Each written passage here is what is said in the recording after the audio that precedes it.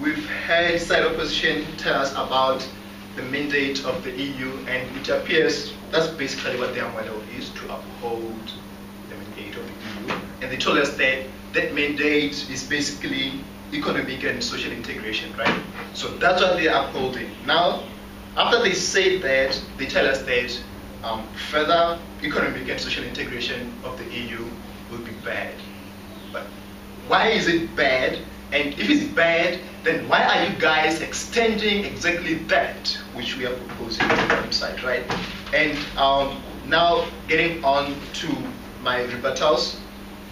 Oh, okay. The fact that they are going to extend the current mechanism, that's their model, right? So what is that current mechanism that you guys are going to extend? You didn't tell us that. And also, you mentioned that having this super state in the European Union, it will mean that we're going to have compromise of individual states. You're talking about France and Germany. But then from our side, we don't see how we're going to have individual states when we have we're just going to consider the whole country. So we're not going to have France competing against Germany. We're going to have France working hand in hand with Germany to have a better state, right? So we're going to have these states working towards a common goal. So that's what we are proposing, right?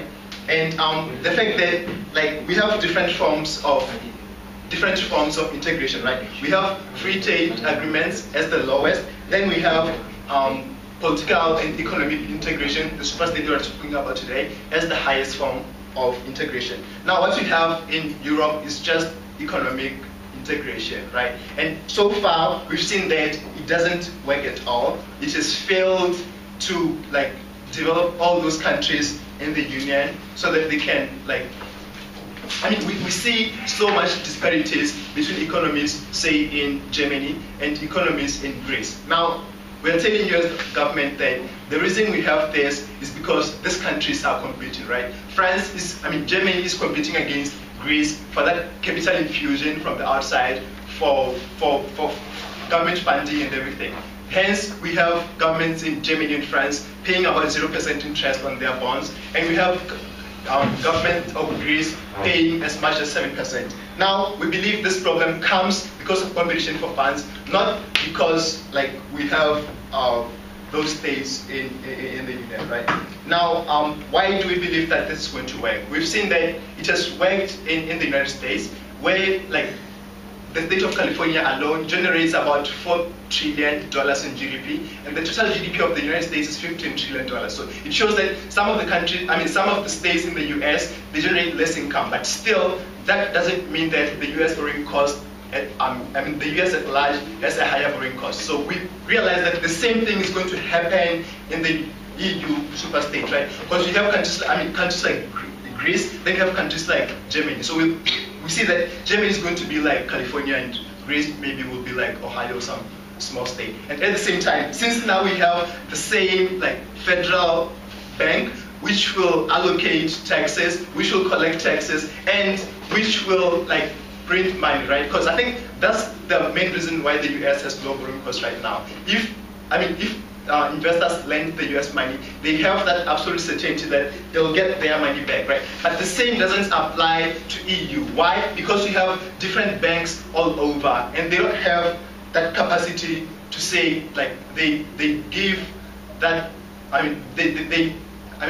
Investors don't believe that they'll get their money once they've given it to these states, right? But once Greece and Germany and France come together to form the super state, just like the US, their costs will dramatically go down, right? So we'll have them converging instead of 7% for Germany, 0% for Germany and 7% in the case of Greece, right? Now, before I move on to my flashes, you guys can read yourself. If super states are good, why France and Italy rejected that idea?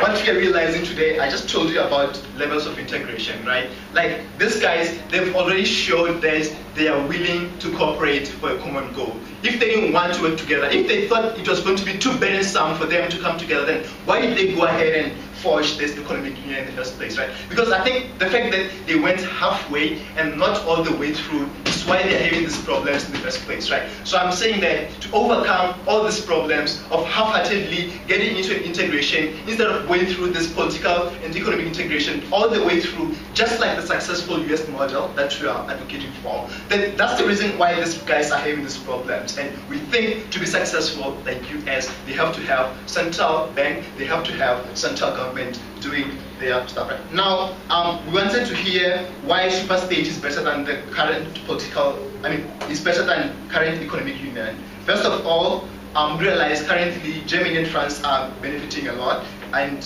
they have low borrowing costs at the expense of other countries, and also we don't have that oversight coming from there are one parliament or one federal reserve or anything like that. So each country, they make their own problems and then they have to share the cost. But if we have one central body making decisions for all the countries, collecting taxes and allocating capital, while at the same time we have local and state government ensuring that those languages are protected and everything, because we're not going to force anyone to speak language they want to speak. So we see that even today, we still have that language, they still have to communicate, so we're not changing anything on language or anything like that, right? So that will solve the problem that we have right now.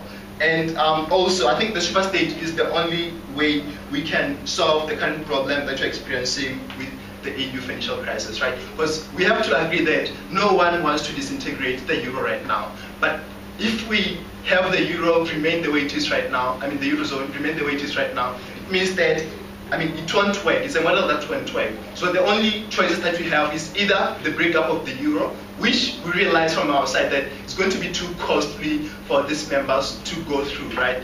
So we want to preserve the euro, but we can preserve the euro, we can preserve the EU in the way that it is today. So the only way out, we realize at the government side, is to go all the way through economic and political integration. And my second speaker has told you that we can't have economic integration without political integration, because it's going to raise all those problems of who collects the money, who gives the money, and how much money is given. And all people in that super state are going to vote, just like in the United States. So we're not going to take sovereignty because we won't have states competing.